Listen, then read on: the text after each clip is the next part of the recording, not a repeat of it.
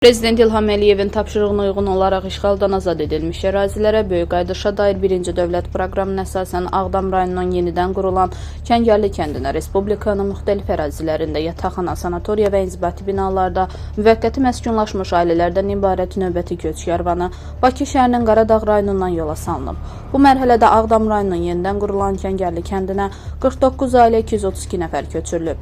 Doğma yurda qayıdan sakinlər hər tərəfli dövlət qayğısı ilə əhatə olunduqlarına görə Prezident İlham Əliyevə və 1-ci vitse-prezident Mehriban xanım Əliyevaya təşəkkür ediblər. Onlar həmçinin torpaqlarımızı işğaldan azad edən rəşadətli Azərbaycan ordusuna, qəhrəman əsgər və zabitlərimizə minnətdarlıqlarını bildirib, bu yolda canlarından keçən şəhidlərimizə rəhmət diləyiblər. Beləliklə, bugün baş tutan köçdə nəzərə alınmaqla Ağdam rayonunun Kəngərli kəndinə cəmi 109 ailə, yəni 487 nəfər köçürülüb. Qeyd edək ki, hazırda Qarabağda və Şərqi Zəngəzurda köçürülən keçmiş məcburi köçkünlərlə yanaşı bu bölgədə aparılan layihələrin icrasında çalışan, həmçinin ayrı-ayrı dövlət qurumlarının yerli bölmələrində xidməti vəzifələrini yerinə yetirən, yenidən fəaliyyətə başlamış səhiyyə, təhsil, mədəniyyət, turizm, sənaye, energetika müəssisələrində işləyən ümumilikdə 40 mindən çox insan yaşayır.